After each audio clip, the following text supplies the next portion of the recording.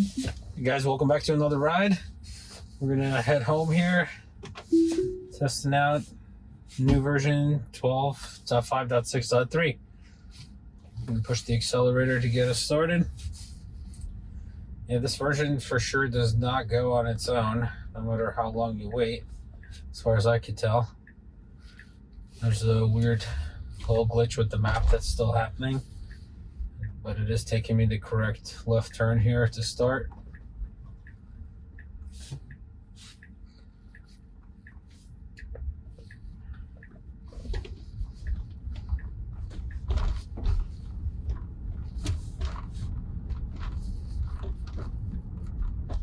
We're going to be doing some high-speed roads on the way today, and let's see how it comes out of here, because in the last video I had trouble with this patchy road here. It thought that it was something strange about it, or to try to actually maneuver around it. Yeah, same thing's happening again. It thinks it's recognizing something in that lane and then moves over to the left and then moves back over to the right to take the exit. Very strange behavior. I wish it would tell you like what it thinks it's seeing. That's not there. Got a lot of cars coming from the left here. FSD's waiting for them.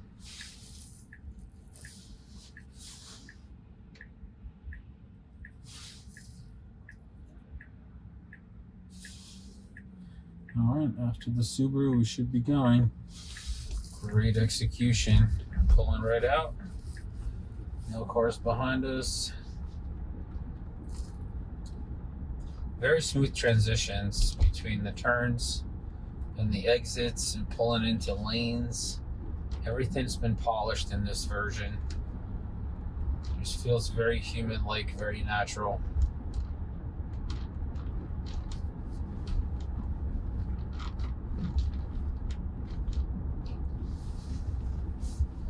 Kind of curious which way it's gonna take us here. Alright, looks like we're gonna go down straight to 22 and then take that road straight home. It's going a little bit slow on this road, 37 and a 40. Should be going a little bit faster,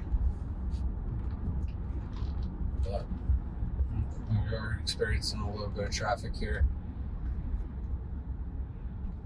I can't describe to you how good these slowdowns are. Like, you can't even feel as the car's slowing down. It's kind of a strange experience. Like, if you ever driven with somebody, you know, and they start tapping on the brakes and you actually feel the car slowing down, or like your body shifts forward, these slowdowns, your body like barely moves at all. Like, the way that they execute these slowdowns is just incredible.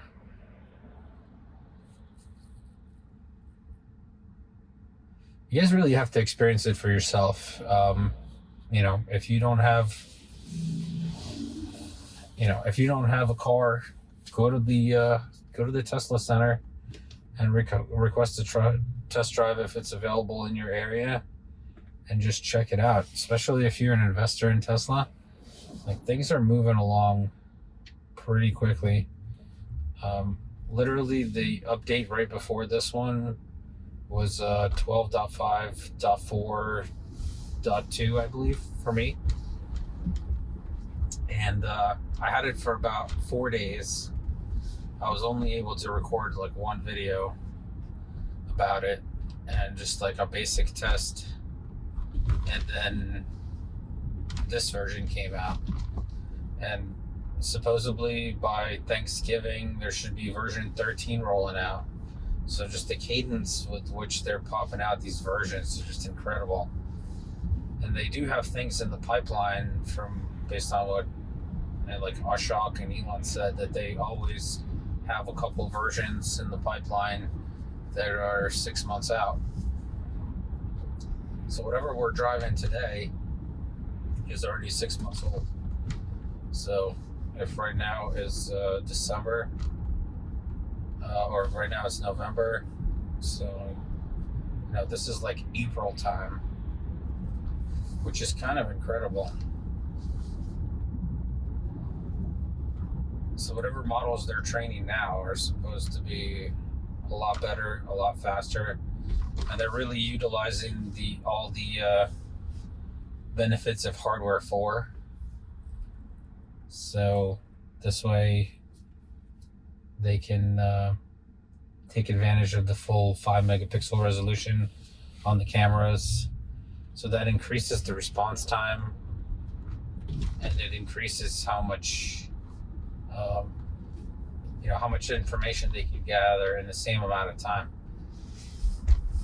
And it helps improve the decision making, which what causes, that's the result of the smoothness that we're getting from these newer models.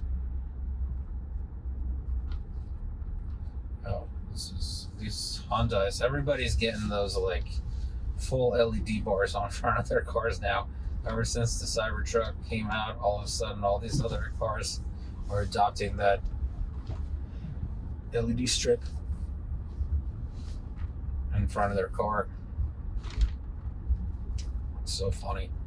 Even though everybody's making fun of how ugly the Cybertruck is, but it's #1 selling electric truck in its category at its price range, which is kind of incredible in such a short amount of time. So, all positives for Tesla. We had a nice run up on the stock over the last week or so, and now it's pulling back a little bit, which is completely normal. So, if you're looking for an entry point, you should consider, adding some at this point. Not financial advice or anything. It's just something that I do whenever there are pullbacks and I have some extra cash coming in. Doesn't happen very often, but when it does happen, I do buy a few shares here and there just to keep accumulating more. Because at the end, all that matters is the share count. It doesn't matter what price you bought it at. It doesn't matter if you bought it for $300 or you bought it for $100. If you have, let's just do basic math. If you have about 2,000 shares and they're going to 2,000 a share, an average person in the US can retire on 2,000 shares of Tesla, because that's $4 million. If you take that $4 million and you invest it, and you only take out 4% a year, then you're going to have a nice lifestyle at $160K a year, which for an average American is pretty good. I think like average pay right now is half that in the United States. So, that's that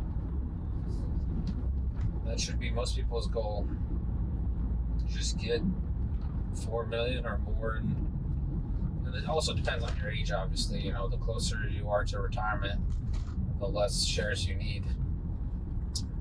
But for somebody like me who's in their late 30s, if I can get to 4 million in invested funds, I'm retired. I'm making YouTube videos full time. So, if you want to help me out with an additional source of income, go ahead and subscribe to this channel. Once I get to 1,000 subscribers, I'll be able to monetize the channel. And, we'll also go check out how FSD works in New York City, which would be amazing to take this version there. I mean, honestly, most of my videos get like 800, 900 views. Some of them get 1,000 or a couple thousand. If everyone subscribed, we would hit that 1,000 subscribers on this video alone, basically. So I encourage you to definitely hit that subscribe button and help me charge Google for the ads that they're running on my videos. The ones that you watched when you click on this video. Right now, I'm basically, working for Google for free, but you can change that for me. So go ahead and hit that subscribe button. One of the new things that happens on this version is every time you enter a road that's 50 miles, like over 50 mile speed limit, you get this new pop-up where it allows you to select the driving mode. And also it allows you, oh, it's coming in a little hot here, but it is stopping. It's still a smooth stop, but it was rolling up really quick on this car. Like, I would have preferred it if it had slowed down a little bit earlier and then rolled up to the car. It was coming in a little bit too hot, and it still stopped in time, and it was still a very smooth stop, don't get me wrong, but just from like my own comfort level, it would have been better if it slowed down a little bit in advance and then just slowly rolled up behind the car instead of like coming into a calculated stop exactly to where it needs to stop, not to hit the car in front of us.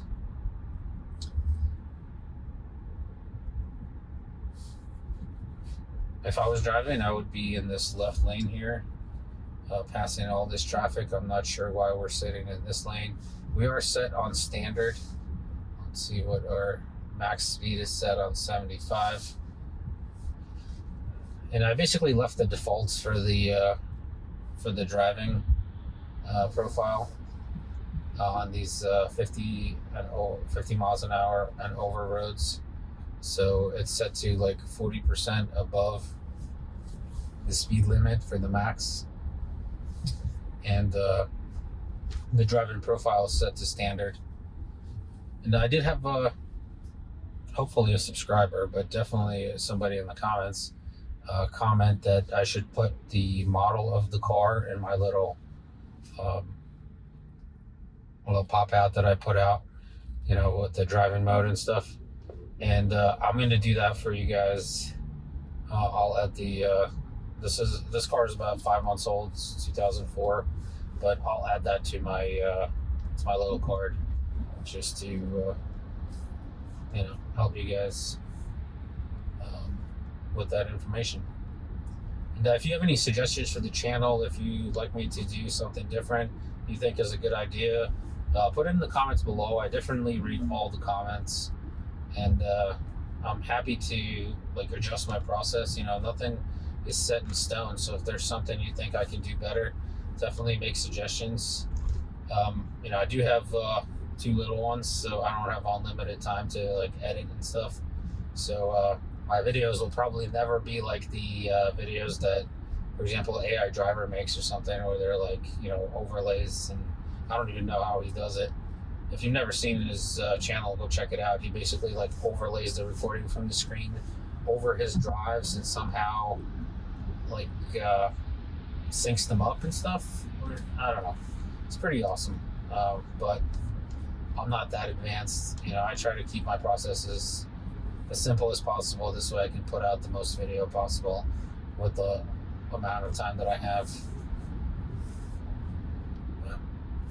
So far, we are doing phenomenal on the highway here. Keeping up great with traffic. I'm surprised we haven't moved over to the passing lane here. But, we're going 54 and 55. We're getting passed by a lot of cars on the left here. They just come up behind us to sit there for a little bit, and then they pass us. And plus, it's more comfortable in the left lane, so we don't have to deal with oncoming traffic from the exits and the businesses that are on the right-hand side. So in previous versions, I was able to hit the blinker and the car would move over for me. All right, very responsive, very smooth transition, really cool. And you can actually use the blinkers to navigate the car around without a destination. I don't know if you guys knew that. I've played around with that before on previous versions. If you guys are interested in seeing that, leave me a comment below and I'll make a video with driving around with just the blinker. It's not it doesn't work 100% of the time, so it's not like having a steering wheel or something, but basically the car will, if you press the blinker far enough in advance for the turn, the car will actually go to that turn 90% of the time, and it'll take that turn. So you can actually drive the car without a destination, just using the blinkers to kind of tell it where you want to go. But I'm really looking forward to the time where you can just go for a fun joyride and just be able to use your voice to, tell the car, like, take the next left, or, go here or go there, or take me to the nearest lake or beach or whatever, and you'll be able to take your car and just go for a drive exploring all new areas, and you'll actually be able to enjoy looking around and looking at your surroundings instead of having to 100% focus on your driving all the time.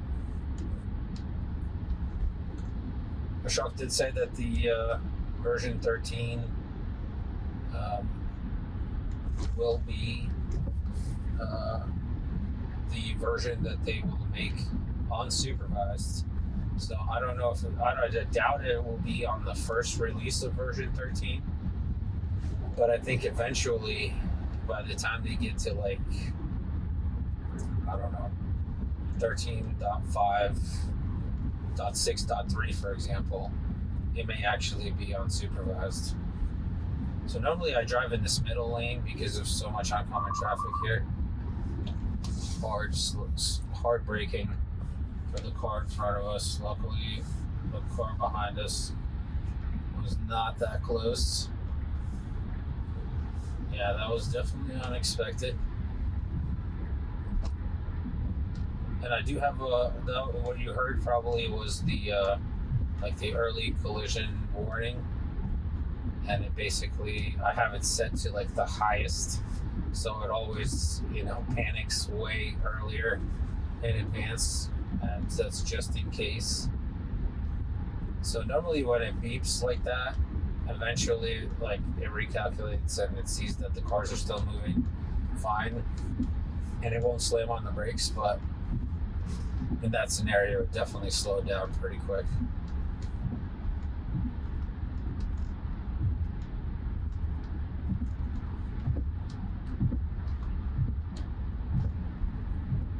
I really should be getting into this passing lane. These cars in front of us are going way too slow. My speed limit is 55, they're going 49. And the passing lane is wide open for us. I'm not sure why we're not taking that. I'm going to go ahead and suggest it with a blinker. There's a car passing us on the left. So we're going to wait for that, and then we should just move over. Fantastic. That was very good.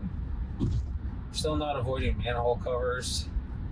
That's a big pet peeve of mine. I'm trying to preserve the suspension, and hitting every manhole cover on the way is not the best way to do that.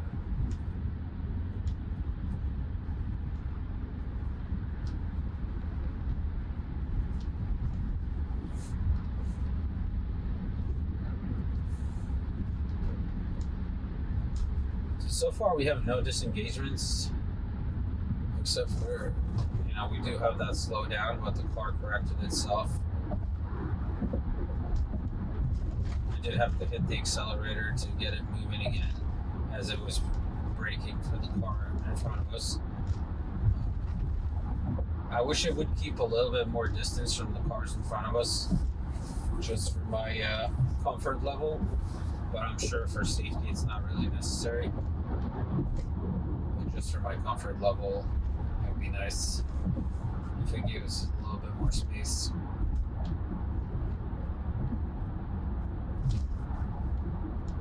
I really hope it's not going to try to switch to this passing lane on the left, because it ends in a little bit, and there's always all kinds of commotion when that lane ends. People trying to merge into each other. Could slow down here for the red light.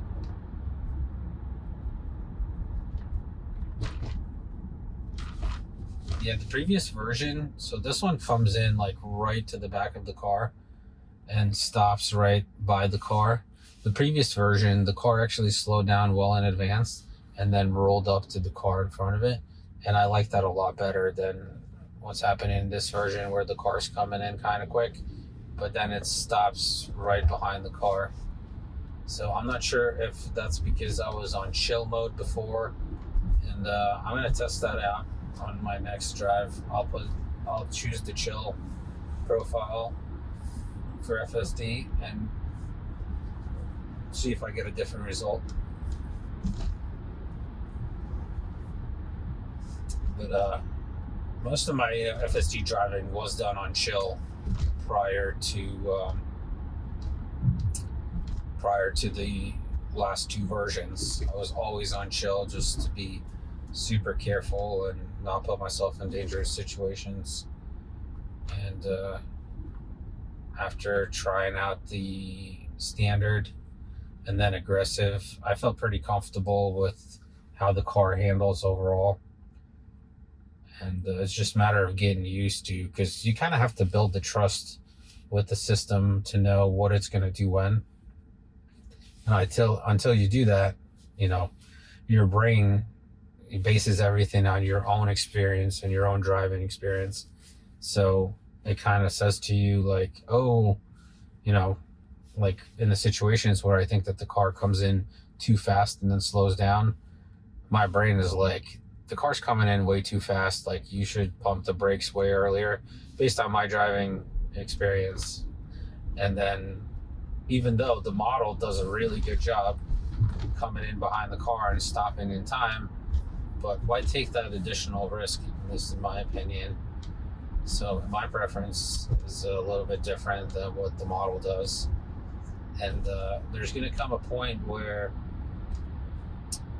you know, people are not going to have that because they're not going to drive, right? So you're not going to have that experience, and you're not even going to pay attention, basically. As long as the car is driving like perfectly smooth, you'll be able to be completely distracted and not even have to worry about it. So it just, like, I can't believe it's going to be in my lifetime.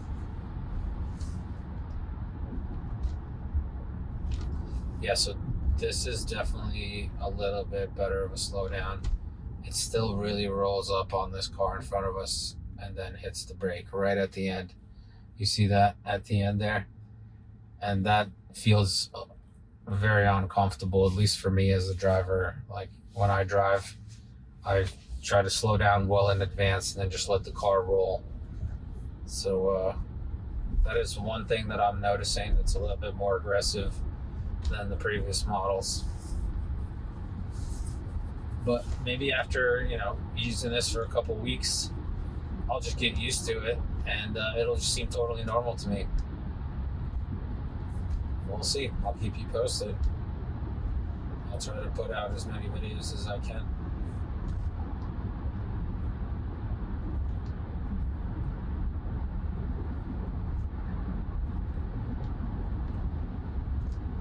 It's kind of hard to do these videos on the way home too now, because it gets dark so fast early, and my whole iPhone 13, which I record my videos on, you know, it doesn't do a good job in the dark, basically. So by the time I'm getting home, it's already getting too dark outside for the recording.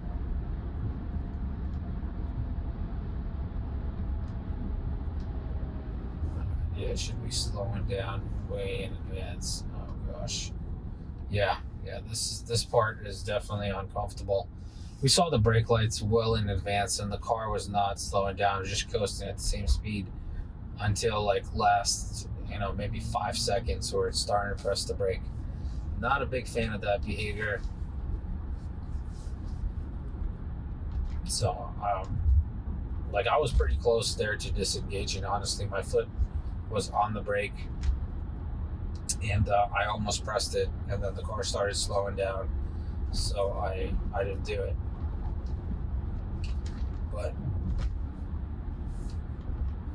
there should be, you know, very few cases where, with my experience, like over 5,000 miles on FSD at this point, that I would want to press the brake pedal, because I don't think the car is going to stop. Like, that shouldn't be happening in like polished versions. But, you know, the system's always improving, it's always training, and I'll let you know how it is on chill mode. But I'll definitely be keeping a closer eye on this behavior moving forward.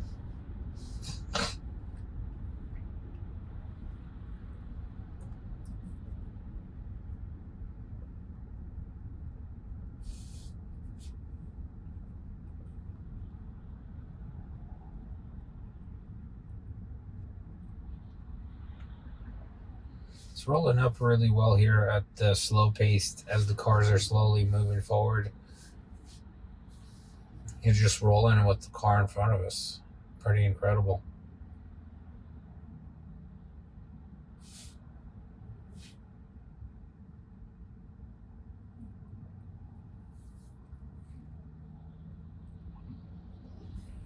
All right, we got green. Everybody started moving, so we're started moving. Honestly, if I was driving, I'd be trying to get over into this right lane just to speed things up. I'm not sure why this lane's crawling so slow.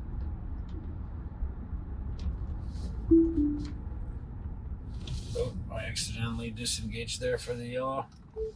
Accidental disengagement.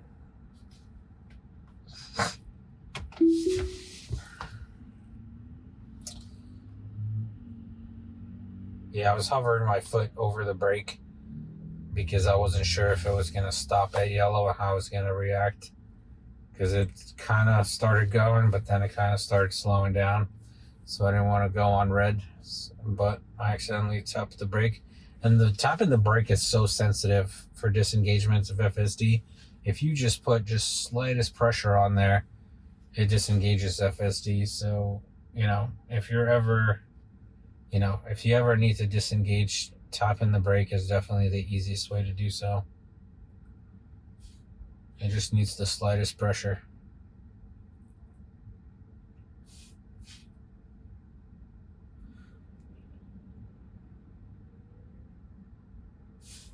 All right, nobody's coming from that side. We got our green. Great acceleration here. Very comfortable. And it's not trying to do like speed demon or anything.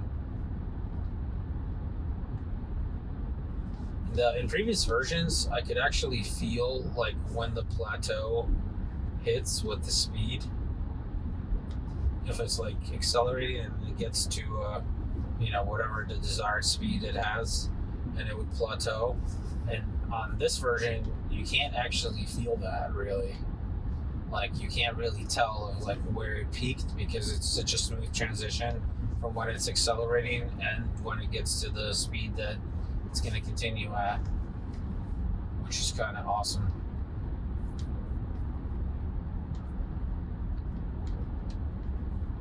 We're going to be coming up to my left turn here. We got an Amazon truck cutting across. Fantastic. FSD wasn't even affected at all.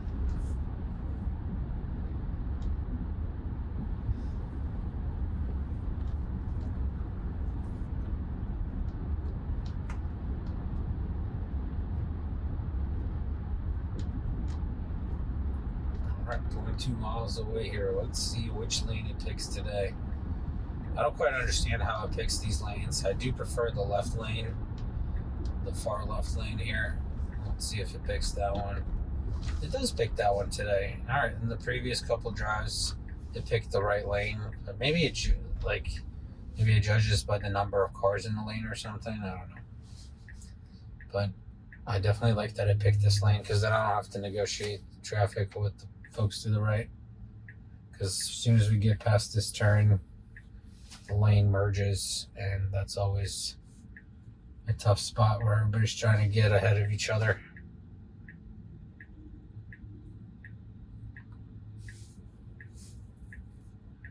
And once those cars pass on the left, we should get our green arrow to move forward through the intersection.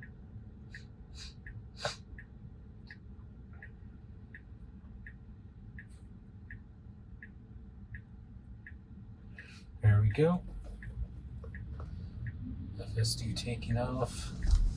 And sometimes people don't follow those dotted lines there, and they come in and they try to like get too close into your lane or anything.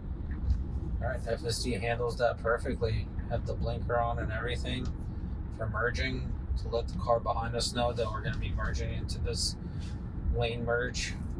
Most of the time, I wouldn't even put the blinker on in that situation, but FSD does what it does. So you probably have to by the actual rules of the road. Anytime you're changing lanes to put a blinker on. Nice, good slowdown, and then it saw the truck move out of the way and it started slowly accelerating forward. There's a bunch of people stacking up behind me. We're doing the speed limit, so I'm not gonna bother slowing down, speeding up. We should be slowing down for these railroad tracks. It's a pretty good speed. Usually it goes a little bit slower, like 29, 28 miles per hour. It's a little bit quicker today. And I would wish it would slow down a little bit sooner before the railroad tracks, just like, you know, it should slow down sooner for the car. Picks up the correct speed limit here. There's railroad tracks here. It should slow down for them because there's a giant bump here. Oh, yeah. All right, it did slow down this time. Cool. Yeah, it slowed down to 26 miles an hour, which is better than before. I used to hit it at like 30, and the whole car would be going up and down. This road is awful. I've been waiting for this road to get paved for about 14 years, and still waiting.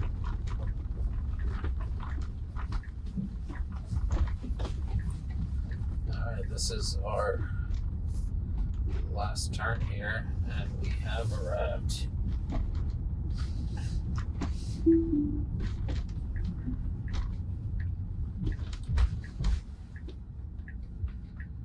All right, there you have it, guys. Disengagement free drive, except for that disengagement that I had by accident. And the car did really well. I did notice some new things where it doesn't slow down like it did before. Before it used to slow down well in advance and just roll up behind cars when they come to a stop at a light or something. Now it like slows down basically what I would call like just in time. And that definitely feels a lot more uncomfortable than the previous versions. Thank you so much for watching. Like, subscribe, hit that notification bell so you're notified when the next video comes out. Take care of yourself, your family, and have a great day.